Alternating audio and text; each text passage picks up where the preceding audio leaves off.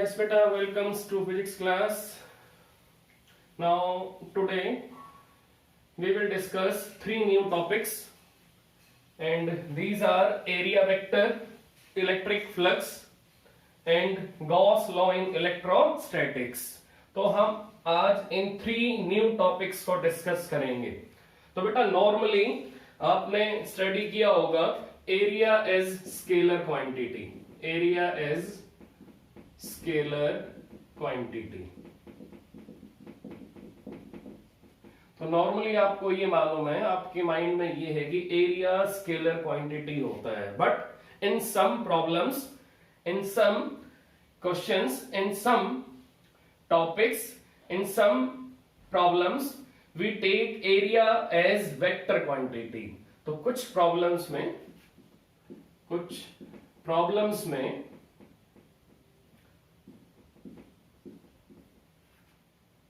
हम एरिया को vector quantity assume करते हैं. हम एरिया को वेक्टर क्वांटिटी एज्यूम करते हैं. तो वो प्रॉब्लम्स कौन सी हैं, वो कंडीशंस कौन सी हैं?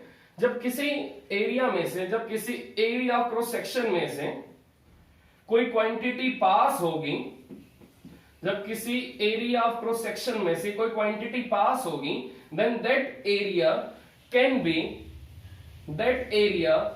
B acting as vector quantity.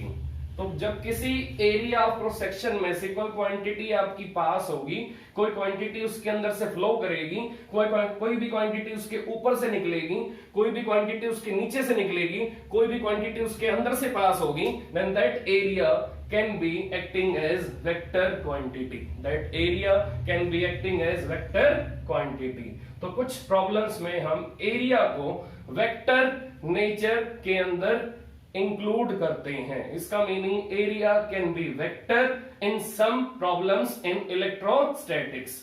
तो इलेक्ट्रोस्टैटिक्स के अंदर कुछ ऐसी प्रॉब्लम्स आएंगी जहां पर आप एरिया को वेक्टर क्वांटिटी के अंदर इंक्लूड करोगे. तो अब एरिया वेक्टर क्वांटिटी हमने एज्यूम कर लिया. अब एरिया की डायरेक्शन क्या होगी? अब एरिया को आपने बोल तो दिया कि ये वेक्टर क्वांटिटी है, अब इसकी डायरेक्शन कैसे निकालोगे? तो इसकी डायरेक्शन निकालने का तरीका बेटा ये है कि align drawn in outward direction, align drawn in outward direction and normal to area will be acting as direction of area vector. It means a line drawn from the exposed area, a line drawn in outward direction from the exposed area, and that line will make an angle of 90 degree with surface of area, then that direction will be the direction of area vector. इसका meaning a line drawn normal to surface area and acting in outward direction will be the direction of area vector. Will be the direction of area vector. तो ये जो n cap है, that n cap is direction of area vector. तो हम area को हम direction के साथ कैसे लिखेंगे? Area is equal to magnitude with direction n cap. Area is equal to magnitude with direction n cap. तो area vector is equal to area that is magnitude into direction that is n cap, into direction that is n cap. तो अब आपको ये mind में रखना है, आपको ये माइंड में रखना है कि जो आपका एरिया है वो वेक्टर क्वांटिटी है और a उसका मैग्नीट्यूड है और n कैप उसकी डायरेक्शन है. तो n कैप का मीनिंग क्या है? Direction of area vector. अब ये डायरेक्शन हमने कैसे ली है? Align drawn normal from the surface area and acting in outward direction will be the direction of area vector. Will be the direction of area vector. So this arrow will give you direction of area vector.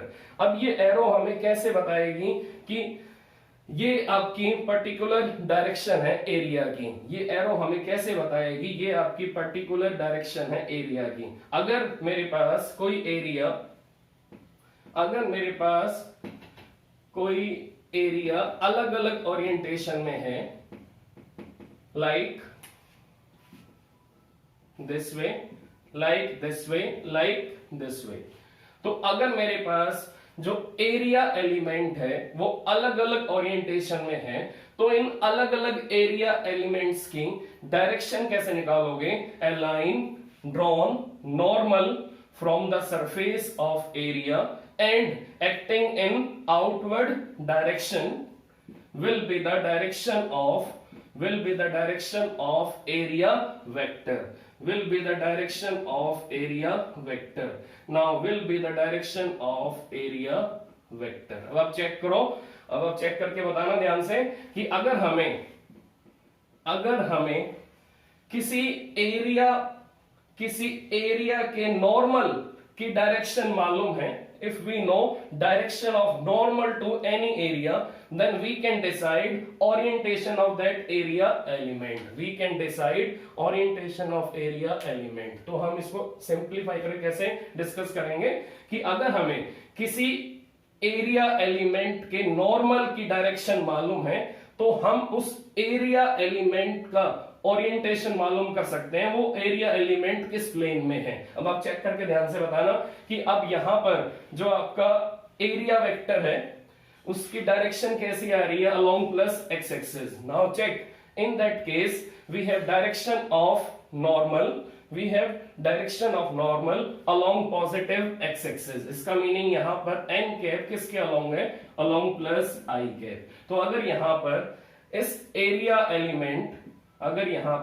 Area element का normal plus x axis के along है, तो ये जो area element है ये किस plane में हो सकता है बेटा? It will be in YZ plane, it will be in YZ plane, क्योंकि I कैप, क्योंकि N1 कैप हमेशा y और z के साथ एंगल कैसा बनाएगा? 90 डिग्री बनाएगा। एंगल कैसा बनाएगा? 90 डिग्री बनाएगा। अब चेक करके बताओ, अगर हमें किसी एरिया एलिमेंट का नॉर्मल मालूम है, हमें किसी एरिया एलिमेंट के नॉर्मल की डायरेक्शन मालूम है, तो हम ये मालूम कर सकते हैं वो एरिया किस प्लेन में फैला हुआ है, वो एरिया किस प्लेन में फैला हुआ है। इसका मीनिंग अगर हम नॉर्मल की डायरेक्शन चेंज करेंगे तो एरिया एलिमेंट का ओरिएंटेशन भी चेंज होगा, एरिया एलिमेंट का ओरिएंटेशन भी चेंज होगा। अब यहां चेक करो बेटा, यहां n3 कैप का मीनिंग क्या? Direction of normal, direction of normal.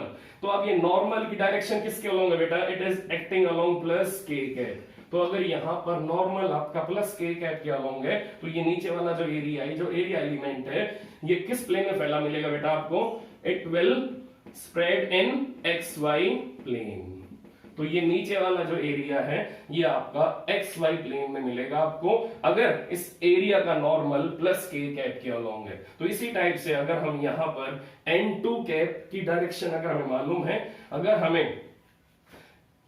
हमें यहां पर इस एरिया एलिमेंट के नॉर्मल की डायरेक्शन मालूम है, तो हम इस एरिया एलिमेंट का प्लेन फाइंड आउट कर सकते हैं ये किस प्लेन में लाई कर रहा है। इसका meaning, if we know the direction of normal of any area element, then we can find out plane of area element। तो इसका मीनिंग जो नॉर्मल डायरेक्शन है that is normal to any area, that will decide orientation of area element। it means जो भी normal direction होगी from any area element, that normal direction will decide orientation of area element, that normal direction will decide orientation of area element। इसका meaning अगर हम किसी area element के अंदर normal की डायरेक्शन चेंज करते हैं, तो उसके साथ साथ एरिया एलिमेंट का ओरिएंटेशन भी चेंज हो जाएगा, एरिया एलिमेंट का ओरिएंटेशन भी चेंज हो जाएगा। इसका मीनिंग अगर एरिया एलिमेंट का ओरिएंटेशन चेंज हो रहा है, it means area can be acting as vector quantity, area can be acting as vector quantity. आप इसका एक एग्जांपल और भी ले सकते हो कि अगर हमारे पास इस टाइप से एक इमेजिनरी एरिया है, अगर हमारे पास इस टाइप से एक इमेजिनरी एरिया है, या फिर आप ये कह सकते हो अगर हमारे पास एक क्लोज्ड रिंग है और रिंग को हमने कैसे रखा है, in vertical plane, it is placed in vertical plane, that is in YZ plane. और अब लेफ्ट हैंड साइड से राइट हैंड साइड की तरफ आपका फ्लो ऑफ वाटर है, आपका फ्लो ऑफ वाटर है, आपका फ्लो ऑफ वाटर है। तो हमने इस रिंग को कैसे रखा बेटा, it is in YZ plane, और वाटर कैसे फ्लो कर रहा है, left hand side to right hand side. A beam of water coming from left hand side to right hand side, और in the path of beam of water we have placed a ring in YZ plane। तो हमने जो flow of water है उसके रास्ते में हमने उसके पाथ में किसको रखा है, रिंग को रखा है। रिंग का प्लेन कौन सा है, YZ प्लेन। अब चेक करके बताओ, जो वाटर की लेयर्स हैं, layers of water will pass from the area of ring, yes or no? Tell me, जो आपकी लेयर्स ऑफ वाटर हैं, जो आपकी अलग अलग लाइन है वाटर की, वो आपकी इस एरिया में से पास होंगी नहीं होंगी, वो इस एरिया क्रॉस करेंगी नहीं करेंगी। अगर वो क्रॉस कर रही है, इसका मीनिंग क्या है कि इस एरिया में से कोई क्वांटिटी आपकी फ्लो कर रही है। अब अगर मैं इस एरिया का ओरिएंटेशन चेंज करता हूं, अब अगर मैं इस एरिया का ओरिएंटेशन चेंज करूंगा, तो उस केस में क्या होगा कि यहां पर number of water layers change हो जाएंगी, यहां पर number of water layers change हो जाएंगे। अब चेक करके बताओ कि अगर मैंने ओरिएंटेशन यहां चेंज किया है किसका, रिंग के एरिया का, तो यहां पर जो रिंग का एरिया है उसका नॉर्मल कहां आएगा, in different direction, in different direction. अब यहां बताओ, यहां नॉर्मल कहां आएगा, in forward direction, that is N1 cap. इसका मीनिंग यहां जो नॉर्मल आएगा वो N2 कैप होगा, यहां जो नॉर्मल आ रहा है वो N1 कैप होगा। इसका meaning this is direction of normal and this is initial direction of normal. तो नॉर्मल की डायरेक्शन से हम ये मालूम कर सकते हैं कि जो हमारा एरिया एलिमेंट है वो किस ओरिएंटेशन में है, वो किस ओरिएंटेशन में। अब यहां चेक करो कि अगर हम रिंग का ओरिएंटेशन चेंज करेंगे तो रिंग के अंदर से नंबर ऑफ वाटर लेयर आपकी चेंज हो जाएंगी। इसका मीनिंग क्या है, नंबर ऑफ वाटर लेयर अगर आपको चेंज करनी है from the area of ring, तो रिंग का जो ओरिएंटेशन है वो आप चेंज करोगे। चेंज करने से क्या होगा, इसके अंदर से नंबर ऑफ वाटर लेयर आपकी कभी कम आएंगी कभी ज्यादा आएंगी। सो by this problem we can say that due to change in orientation of area we can take area as vector quantity, we can take area as vector quantity। और area की direction क्या होगी, any line drawn normal from the surface, drawn normal from the area and acting in outward direction, and acting in outward direction will be the direction of area vector, will be the direction of area element। तो अगर हमें किसी area की direction निकालनी है तो हम उस एरिया में से एक लाइन बाहर निकालेंगे और वो लाइन कितना एंगल बनाएगी with surface area, that is 90, that is 90, वो एंगल बनाएगी यहाँ 90, और वो कहां निकलेगी, इन outward direction, in outward direction. So bye convention area vector is always acting in outward direction from exposed area, from exposed area, and it will make an angle of 90 degree with exposed area। So area vector is always drawn normal from the area and acting in outward direction from the area, acting in outward direction from the area. तो इस type से हम area को यहाँ पर vector quantity में discuss करेंगे, vector quantity में डील करेंगे। नाउ अब आपको ये आइडिया मिल चुका है कि अगर हम रिंग का ओरिएंटेशन चेंज करेंगे तो इसके अंदर से number of water layer change होंगी। इसका मीनिंग है रिंग का जो ओरिएंटेशन है वो फ्लोइंग क्वांटिटी को बार बार चेंज कर रहा है। इसका मीनिंग क्या है, जो रिंग का एरिया है it can be acting as vector quantity, उसके ओरिएंटेशन चेंज होने से वेक्टर उसके ओरिएंटेशन के चेंज होने से फ्लोइंग क्वांटिटी का नंबर चेंज हो रहा है। इसका मीनिंग क्या, area has direction and that is normally and vertically outward, normally and vertically outward from the exposed area, from the exposed area। तो जो एरिया आपका एक्सपोज होगा उस एरिया में से एक लाइन ऐसे बाहर आएगी और वो लाइन एक्सपोज एरिया से कितना एंगल बनाएगी 90 डिग्री, और वो कहां मूव करेगी in outward direction. Now tell me area vector of this board that is vertically outward, it means that line will make an angle of 90 degree with that area of board, with that area of board. तो वो line जो board के area से angle 90 बनाएगी और बाहर निकलेगी, that direction is the direction of area vector of that board, area vector of that board.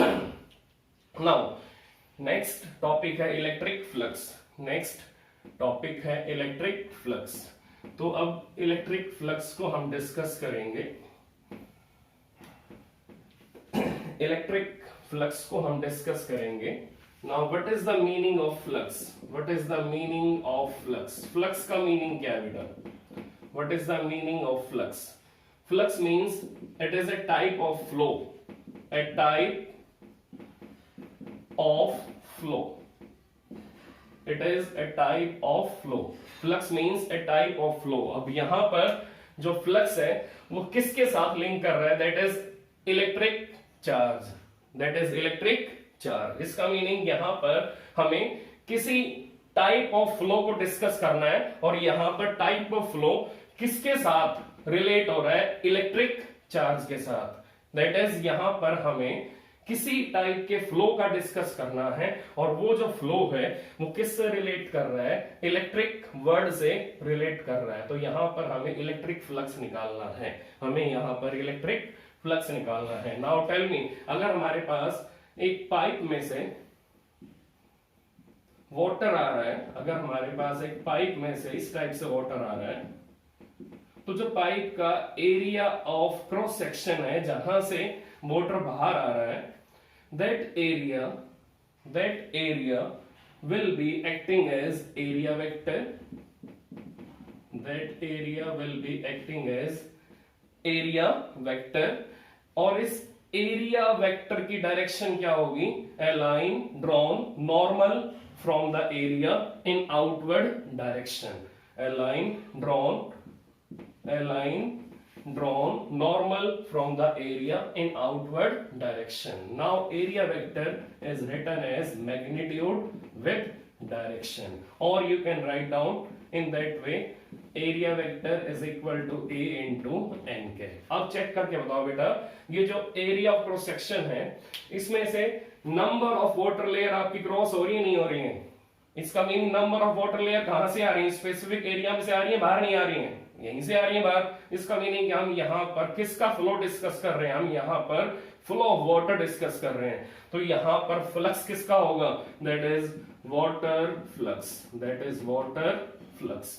तो जब नंबर ऑफ वाटर लेयर किसी स्पेसिफिक एरिया में से क्रॉस होंगी, तो वहां पर जो फ्लोइंग क्वांटिटी है वो क्या है, number of water layers, number of water layers. Now here we are discussing flow of water, that flow of water is known as water flux, that is water flux। So we are discussing here water flow। now flow means flux, and किस quantity का flow हम discuss कर रहे हैं यहाँ पर, water का। now it is known as water flux। इसी टाइप से मुझे बताओ, हमारे पास एक मैग्नेट है, मैग्नेट की दो पोल होते हैं, north pole and south pole. जब नॉर्थ पोल से आपकी लाइंस निकलेंगी तो नॉर्थ पोल का बेटा एरिया भी होगा। अब इस एरिया में से आपकी मैग्नेटिक फील्ड ऑफ लाइंस बाहर आ रही है नहीं आ रही है, इस एरिया में से मैग्नेटिक फील्ड ऑफ लाइंस आपकी बाहर आ रही है नहीं आ रही है, तो इस एरिया के अंदर कौन सा फ्लक्स होगा बेटा, that is magnetic flux, that is magnetic flux. तो आप चेक करो कि जो पोल का एरिया है उसमें से कौन सी लाइंस बाहर आ रही है, मैग्नेटिक फील्ड ऑफ लाइंस बाहर आ रही है, तो यहां पर फ्लोइंग क्वांटिटी क्या है, मैग्नेटिक फील्ड ऑफ लाइंस। और इस एरिया में जब ये लाइंस आपकी बाहर आएंगी तो यहां पर कौन सा फ्लक्स बनेगा, that is magnetic flux, that is magnetic flux. तो इसी टाइप से मुझे बताओ कि अगर किसी बॉडी के पास चार्ज है, तो किसी बॉडी के पास अगर चार्ज है तो वो बॉडी अपने अंदर से किस क्वांटिटी को बाहर निकालेगी, that is electric field of lines को बाहर निकालेगी, नहीं निकालेगी। नाउ टेल मी, अगर किसी क्वांटिटी के पास पॉजिटिव चार्ज है, अगर किसी क्वांटिटी के पास पॉजिटिव चार्ज है, तो वो अपने अंदर से कौन सी लाइंस बाहर निकालेगी, that is electric field of lines, that is electric field of lines. इसका मीनिंग, अगर नेचर में, अगर स्पेस में कहीं पॉइंट चार्ज है, तो पॉइंट चार्ज अपने अराउंड कौन सी क्वांटिटी बनाएगा, that is electric field of lines, that is electric field of lines. तो किसी भी चार्ज्ड बॉडी के सरफेस पे से कौन सी क्वांटिटी आपकी आउटवर्ड फ्लो करेगी, that is electric field of lines. अगर वो charged body positive charge carry करेगी, तो उसके सरफेस से कौन सी क्वांटिटी आपकी आउटवर्ड डायरेक्शन में फ्लो करेगी, that is electric field of lines, that is electric field of lines. तो इसी टाइप से अगर किसी बॉडी के पास नेगेटिव चार्ज है, किसी बॉडी के पास अगर नेगेटिव चार्ज है, तो उसके सरफेस पे कौन सी लाइंस आपकी टर्मिनेट होंगी, electric field of lines terminate होंगी। इसका मीनिंग नेगेटिव चार्ज के अराउंड कौन सी लाइंस आपकी फ्लो करेंगी, inward magnetic field of line, sorry inward electric field of lines आपकी फ्लो करेंगी, inward electric field of lines flow करेंगी। अब उसी टाइप से मुझे बताना इलेक्ट्रिक फ्लक्स का मीनिंग क्या है, कि we are discussing flow of electric field of lines, we are discussing flow of electric field of lines. तो फ्लक्स का मीनिंग है टाइप ऑफ फ्लो, किसका फ्लो डिस्कस करना है हमें, यहां पर इलेक्ट्रिक फील्ड ऑफ लाइंस का फ्लो डिस्कस करना है। तो इलेक्ट्रिक फ्लक्स का मीनिंग क्या है बेटा, electric flux means number of electric field lines passing through particular area. So whenever number of electric field of lines are passing through particular area, then we can say that there is electric flux from that particular area, तो हम उन number of lines को count करके उस area का electric flux count कर सकते हैं। उस एरिया में से कितनी लाइंस बाहर आ रही हैं उनको काउंट करके हम उस एरिया का इलेक्ट्रिक फ्लक्स काउंट कर सकते हैं। इसका मीनिंग, इलेक्ट्रिक फ्लक्स का मीनिंग क्या है, number of electric field lines passing through particular area. अब ये नंबर ऑफ लाइंस अलग अलग ओरिएंटेशन ऑफ एरिया में से पास हो सकती हैं। ये नंबर ऑफ लाइंस, अगर एरिया का आप ओरिएंटेशन चेंज करोगे तो अलग अलग ओरिएंटेशन ऑफ एरिया में से पास हो सकती हैं। इनका नंबर चेंज हो जाएगा, बट ये अलग अलग ओरिएंटेशन ऑफ एरिया में से पास हो सकती हैं। कोई ना कोई एक ओरिएंटेशन ऐसा आएगा जिसमें से ये एरिया के ऊपर से निकल जाएंगी, एरिया क्रॉस नहीं करेंगी। तो हम वो सारे केसेस अभी डिस्कस करेंगे। तो पहले आप ये माइंड में रखो कि इलेक्ट्रिक फ्लक्स का मीनिंग क्या है, that is number of electric field lines passing through particular area. तो किसी पर्टिकुलर एरिया में से हमें इलेक्ट्रिक चार्ज की जो प्रॉपर्टी है, that is electric field lines को टेस्ट करना है, वो कितने नंबर में वहां से पास हो रही हैं। So we are testing number of electric field lines passing through particular area. तो हमें number of electric field lines को चेक करना है कि वो कितने नंबर में किसी एरिया के अंदर से क्रॉस हो रही हैं, किसी एरिया के अंदर से निकल रही हैं। इसका मीनिंग हमें ये चेक करना है, number of electric field lines passing through particular area, and that calculation, that counting is known as electric flux, तो अब फ्लक्स को अब हम एक मैथमेटिकल फॉर्मूले में लिखेंगे। उससे पहले हम चेक करेंगे इसका फॉर्मूला कैसे बनेगा। नाउ अगर ये आपकी इलेक्ट्रिक फील्ड ऑफ लाइंस है, ये आपकी इलेक्ट्रिक फील्ड ऑफ लाइंस, अब चेक करके बताओ ये इलेक्ट्रिक फील्ड ऑफ लाइंस आपकी किस डायरेक्शन को फॉलो कर रही है, प्लस आई कैप। ये कहां से कहां आ रही है, left hand side to right hand side. तो क्या लिखेंगे, E into I cap, that is E into I cap. E का मीनिंग इलेक्ट्रिक फील्ड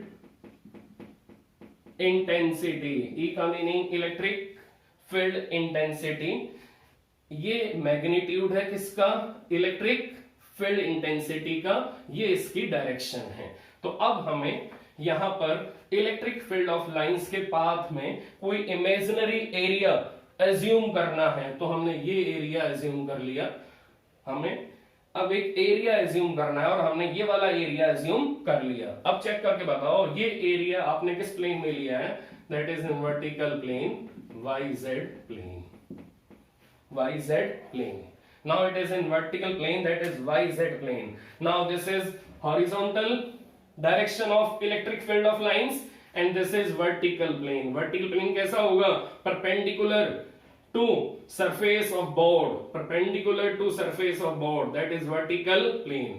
तो अब वर्टिकल प्लेन में आपका ये इमेजिनरी एरिया है। अब चेक करके बताओ इस इमेजिनरी एरिया का एरिया वेक्टर कहां होगा, इस इमेजिनरी एरिया का एरिया वेक्टर कहां होगा, वर्टिकली आउटवर्ड होगा, वर्टिकली आउटवर्ड। अब हम इसके सेंटर से एक नॉर्मल ड्रॉ करेंगे। नॉर्मल कहां ड्रॉ करेंगे, इन आउटवर्ड डायरेक्शन और इन इनवर्ड डायरेक्शन। मैंने आपको बताया था बाय कन्वेंशन कोई भी अगर एरिया कहीं भी एक्सपोज होगा तो अगर हमें उसका एरिया वेक्टर फाइंड आउट करना है तो एरिया वेक्टर की डायरेक्शन क्या होगी बेटा, always acting in outward direction and normal from the surface of area, normal from the surface of area.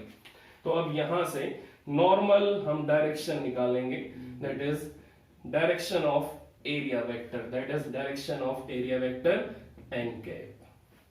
Now n cap is unit vector and it will give you direction of area vector, direction of area vector. Check करके बताओ बेटा कि n cap that is direction of area vector.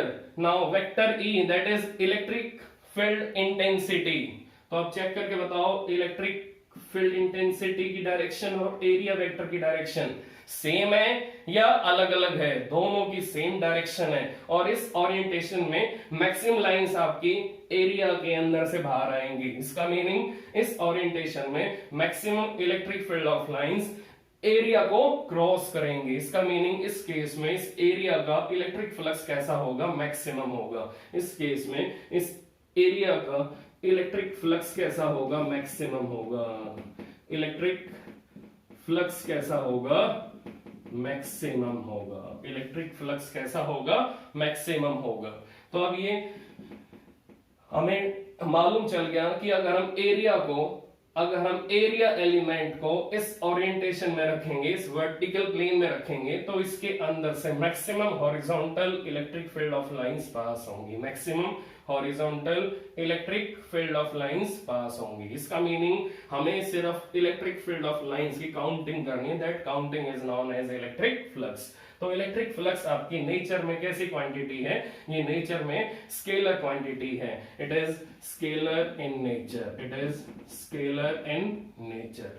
तो अब electric flux जो quantity है वो किस किस पे डिपेंड करती है, electric field intensity, electric field intensity and direction of area vector, and direction of area vector plus magnitude of area vector, plus magnitude of area vector. Area कितना बड़ा है, एरिया कितना छोटा है, और उस एरिया की जो डायरेक्शन है वो कैसी है, वो direction electric field of lines के पैरेलल है, परपेंडिकुलर है या अपोजिट है। तो ये जो डायरेक्शन है, ये डायरेक्शन भी अपना बहुत बड़ा रोल प्ले करेगी किसके अंदर, इन calculation of electric flux, in calculation of electric flux. तो फ्लक्स का जो हमें फार्मूला मिलेगा, जो हमें फ्लक्स का यहाँ फार्मूला मिलेगा वो किससे मिलेगा, by using dot product, by using dot product. तो फ्लक्स का जो फार्मूला है हमारे पास वो फार्मूला ये है, it is E dot A, it is E dot A. E dot A का मीनिंग क्या है बेटा, E का मीनिंग इलेक्ट्रिक फील्ड इंटेंसिटी और A with arrow का meaning क्या है, it is area vector. So electric flux is defined as dot product of electric field intensity and area vector, and area vector. अब ये formula कैसे open होगा वो हम चेक करते हैं। अब हम क्या करेंगे, हम एरिया का ओरिएंटेशन चेंज करेंगे। अब हम एरिया का ओरिएंटेशन चेक करेंगे। अब हम एरिया का यहां पर ओरिएंटेशन चेंज करेंगे। अब हम एरिया का यहाँ पर ओरिएंटेशन चेंज करेंगे। देखते हैं कैसे चेंज करेंगे। ये अगर इलेक्ट्रिक फील्ड ऑफ लाइंस हैं, ये अगर इलेक्ट्रिक फील्ड ऑफ लाइंस हैं और ये हमारा इमेजिनरी एरिया है, तो आप चेक करके बताओ इस इमेजिनरी एरिया का ओरिएंटेशन अब पहले से चेंज हो चुका है, तो इसका एरिया वेक्टर कहां आएगा? Normally outward from the expose area, normally outward from the expose area. तो ये इसका एरिया वेक्टर है नाउ। और ये डायरेक्शन किसकी है? इलेक्ट्रिक फील्ड ऑफ लाइंस की। आप चेक करो एरिया वेक्टर और इलेक्ट्रिक फील्ड ऑफ लाइंस के बीच में बोलो बेटा एंगल क्या है? That is theta, that is theta. इसका मीनिंग इस लाइन पे आपका एरिया वेक्टर लाई करेगा, इस लाइन पे आपका एरिया वेक्टर लाई करेगा। आप चेक करके बताओ एरिया वेक्टर का कौन सा कंपोनेंट इलेक्ट्रिक फील्ड के अलोंग होगा? That is A cos theta I cap, that is A cos theta I cap, that is A cos theta I cap and that is vertical component a sin theta j cap, a sin theta j cap। अब आप check कर सकते हो कि यहां पर, अब आप चेक कर सकते हो कि यहां पर एरिया वेक्टर के दो कंपोनेंट है बेटा, that is a cos theta I cap and a cos theta j cap, that is vertical component. अब कौन सा कंपोनेंट आपका, कौन सा कंपोनेंट आपका इलेक्ट्रिक फील्ड के साथ 0 डिग्री एंगल बना रहा है? That is a cos theta. और कौन सा कंपोनेंट आपका इलेक्ट्रिक फील्ड के साथ एंगल 90 बना रहा है? चेक करके बताओ कि अगर मैं वर्टिकल लाइन पे, अगर मैं वर्टिकल लाइन पे, अगर मैं वर्टिकल एरिया वेक्टर पे डायरेक्शन निकालूंगा किसकी? डायरेक्शन निकालूंगा किसकी?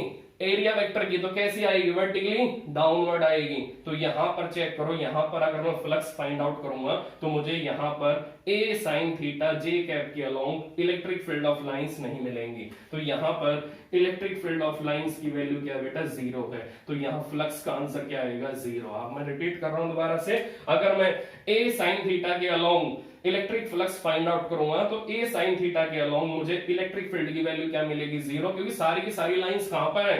हॉरिजॉन्टल है। किसके अलोंग है? प्लस आई कैप के अलोंग है। तो यहां कोई भी इलेक्ट्रिक फील्ड ऑफ लाइंस आपको नहीं मिलेंगी। तो यहां पर वर्टिकली डाउनवर्ड डायरेक्शन में आपको फ्लक्स की वैल्यू क्या मिलेगी? 0। अब यहां बोलो, यहां फ्लक्स का आंसर क्या आएगा? Flux is equal to E I cap into A cos theta I cap. आप चेक करो ध्यान से, ई आई कैप का meaning that is electric field intensity with magnitude and direction.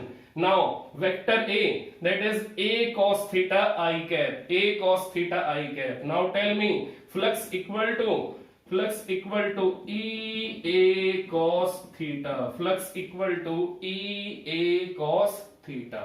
Now it is E A cos theta. I dot I that is 1. I dot I that is 1. Now flux is equal to E dot vector A. हम इन दोनों vectors को कैसे लिखेंगे? E dot A। अब dot sign को open करो, क्या answer आएगा? E A cos theta, E A cos theta। इसका meaning A cos theta is component of area vector along electric field of lines, along electric field of lines। तो ये आपको mind में रखना है कि जहां भी फ्लक्स आपका मैक्सिमम आएगा उस केस में इलेक्ट्रिक फील्ड और एरिया वेक्टर दोनों पैरेलल होंगे, दोनों पैरेलल होंगे, दोनों एक ही लाइन पे होंगे, दोनों एक ही लाइन पर होंगे। तो अब अगला केस हम डिस्कस करते हैं कि अगले केस में क्या होगा कि अगर हमारे पास इलेक्ट्रिक फील्ड ऑफ लाइंस, अगर हमारे पास electric field of lines horizontal है, अगर हमारे पास electric field of lines horizontal है, अगर हमारे पास electric field of lines horizontal है और हमारा जो एलिमेंट्री एरिया है, हमारा जो इमेजिनरी एरिया है वो अगर एक्स वाई प्लेन में है, अगर वो एक्स वाई प्लेन में है तो इस एक्स वाई प्लेन का एरिया वेक्टर कहां होगा बेटा? वर्टिकली आउटवर्ड होगा। यस और नो? क्योंकि आपने अभी अभी इससे पहले, इस टॉपिक से पहले कौन सा टॉपिक डिस्कस किया है? Area vector. और मैंने आपको वहां बताया है कि एरिया वेक्टर की डायरेक्शन कहां होगी? एक्सपोज एरिया से नॉर्मल एंड वर्टिकली आउटवर्ड। तो अब इससे हम नॉर्मल लाइन ड्रॉ करेंगे और वो लाइन कहां जाएगी? इन outward direction, in outward direction, that is an cap. Now this is direction of area vector, now this is direction of area vector and this is direction of electric field. अब check करो area vector में और electric field में इन दोनों के बीच में कितना angle है? That is 90 degree. अब यहां बोलो, यहां फ्लक्स का क्या आंसर आएगा? E A cos 90, E A cos 90, because हमारे पास जो फॉर्मूला था, फॉर्मूला क्या था?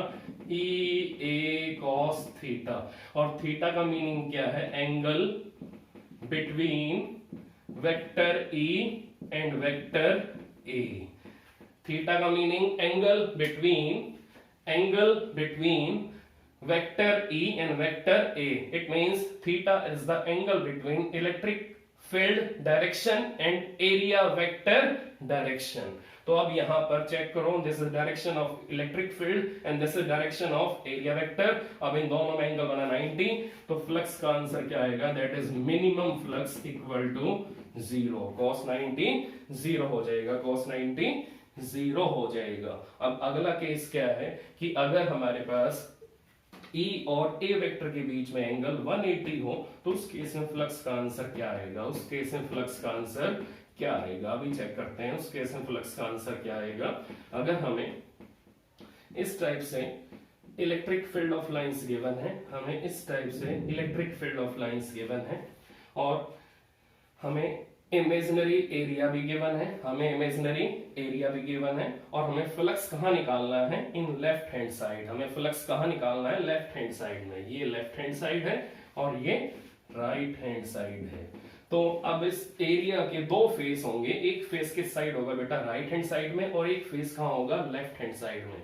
तो अब इस एरिया के फेस में से हमें एक लाइन ड्रॉ करनी है, और वो लाइन कहां ड्रॉ होगी? In vertical outward direction. और वो लाइन हमें किसकी डायरेक्शन देगी? It will give us direction of area vector. तो अब चेक करके बताओ कि अगर इस इमेजिनरी एरिया में से मैं एक लाइन अगर ऐसे ड्रॉ करूंगा, किस साइड? राइट हैंड साइड, तो ये मुझे किसकी डायरेक्शन मिलेगी? It is direction of area vector. अब अगर मैं इसी टाइप से यहां एक लाइन ड्रॉ करूंगा, तो ये मुझे किसकी डायरेक्शन मिलेगी? Direction of area vector. तो अगर ये वाला फेस आप लोगे, कौन सा फेस? जो राइट हैंड साइड में है, तो उसका एरिया वेक्टर कहां आएगा? राइट हैंड साइड में आएगा। और जो फेस लेफ्ट हैंड साइड में होगा, उसका एरिया वेक्टर कहां आएगा? लेफ्ट हैंड साइड में आएगा। तो ये दोनों लाइन इस एलिमेंट्री एरिया से एंगल कितना बनाएंगी? 90 डिग्री। और ये एलिमेंट्री एरिया किस प्लेन में बेटा? YZ प्लेन में। और आपकी जो इलेक्ट्रिक फील्ड है वो किसके अलोंग है? पॉजिटिव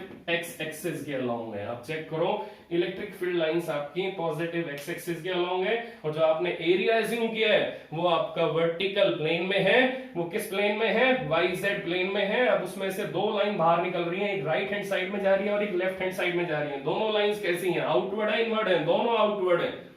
तो इन दोनों लाइंस का अब चेक करो एंगल क्या क्या बनेगा E के साथ। तो यहां जो एरिया वेक्टर है A1, यहां ये एरिया वेक्टर A1 कितना एंगल बना रहा है E के साथ? That angle is 0 degree.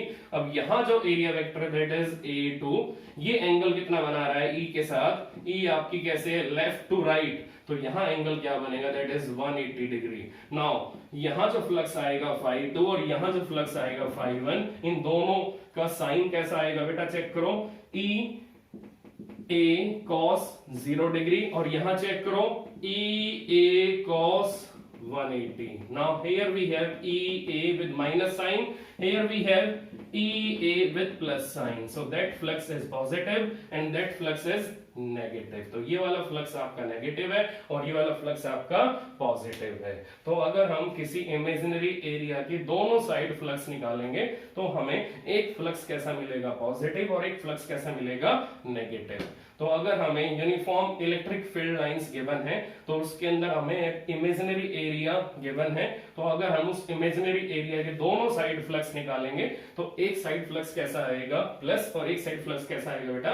Negative. तो हमें ये चेक करना है ध्यान से कि जो आपका इमेजिनरी एरिया है वो अगर यूनिफॉर्म इलेक्ट्रिक फील्ड लाइंस के अंदर रखा हुआ है तो अब हमें ये चेक करना है कि उस इमेजिनरी एरिया के दोनों फेस का जो फ्लक्स आएगा वो क्या क्या साइन कैरी करेगा। एक प्लस साइन कैरी करेगा और एक माइनस साइन कैरी करेगा, एक प्लस साइन और एक माइनस साइन कैरी करेगा। अब अगला केस क्या है बेटा, अगले केस में क्या होगा, हमारे पास एरिया गिवन होगा, हमारे पास एरिया गिवन होगा और हमें ये चेक करना है कि उस एरिया में से इलेक्ट्रिक फ्लक्स की वैल्यू क्या आएगी, उस एरिया में से इलेक्ट्रिक फ्लक्स की वैल्यू क्या आएगी। अभी चेक करते हैं, हमें इस टाइप से एरिया गिवन है, हमें इस टाइप से एक एरिया गिवन है, ये एरिया किस प्लेन में है, it is in XY plane, it is in XY plane. और इलेक्ट्रिक फील्ड ऑफ लाइंस किसके अलोंग है बेटा, इलेक्ट्रिक फील्ड ऑफ लाइंस आपकी x एक्सिस के अलोंग है, इलेक्ट्रिक फील्ड ऑफ लाइंस किसके अलोंग है, EI के। और एरिया हमारा किस प्लेन में है, XY प्लेन में है, it is in XY plane. It means ये लाइंस कभी भी इस एरिया को क्रॉस नहीं करेंगी, इस एरिया को पेनिट्रेट नहीं करेंगी, इस एरिया के अंदर से पास नहीं होंगी। इसका रीजन क्या है बेटा कि इस XY प्लेन का जो एरिया वेक्टर होगा वो कैसा होगा, वर्टिकली आउटवर्ड होगा, that is n cap, that is direction of area vector. और ये एरिया वेक्टर अब एंगल कैसा बना रहा है, E के साथ 90, इट मींस यहां फ्लक्स का आंसर क्या आएगा, 0। तो जब भी किसी एरिया के प्लेन में, जब भी किसी एरिया एलिमेंट के प्लेन में इलेक्ट्रिक फील्ड ऑफ लाइंस आएंगी तो वहां पर फ्लक्स का आंसर क्या आएगा, 0 आएगा, वहां पर फ्लक्स का आंसर क्या आएगा, 0 आएगा। आप चेक करो कि इस एरिया का प्लेन क्या है, XY है, और ये जो इलेक्ट्रिक फील्ड ऑफ लाइन है किसके अलोंग है, ये X के अलोंग है, तो X आपका इस प्लेन के अंदर इंक्लूडेड है। तो इसका मीनिंग अगर X यहां इंक्लूडेड है तो ये इलेक्ट्रिक फील्ड ऑफ लाइंस कभी भी इस एरिया में से फ्लक्स नहीं बनाएंगी, इस एरिया में से फ्लक्स नहीं बनाएंगी। तो ये ट्रिक हमेशा ध्यान रखना कि जब भी इलेक्ट्रिक फील्ड ऑफ लाइंस किसी एरिया के प्लेन में से, किसी एरिया के प्लेन के अलोंग होंगे, किसी एरिया के प्लेन के अलोंग चलेंगी, तो उस केस में उन इलेक्ट्रिक फील्ड ऑफ लाइंस का उस पर्टिकुलर एरिया में फ्लक्स क्या होगा, 0 होगा। That is 0 flux in that particular area whenever electric field of lines and area element both are having same plane, then flux through that area will be 0, So we have discussed multiple cases of electric flux with all possible explanation, तो next lecture में बेटा हम electric flux की property discuss करेंगे कि electric flux की properties कौन कौन सी होती हैं वो हम डिस्कस करेंगे। और नेक्स्ट लेक्चर में हम गॉस थ्योरम, गॉस लॉ भी डिस्कस करेंगे। इसका मीनिंग हमें नेक्स्ट लेक्चर में क्या क्या करना है, इलेक्ट्रिक फ्लक्स की प्रॉपर्टीज को डिस्कस करना है कि क्या क्या इसकी प्रॉपर्टीज होती हैं, और हमें गॉस लॉ इन इलेक्ट्रोस्टैटिक्स को भी डिस्कस करना है और कुछ न्यूमेरिकल भी डिस्कस करेंगे based on electric flux. So till then you have to revise this topic and understand this topic, that is electric flux.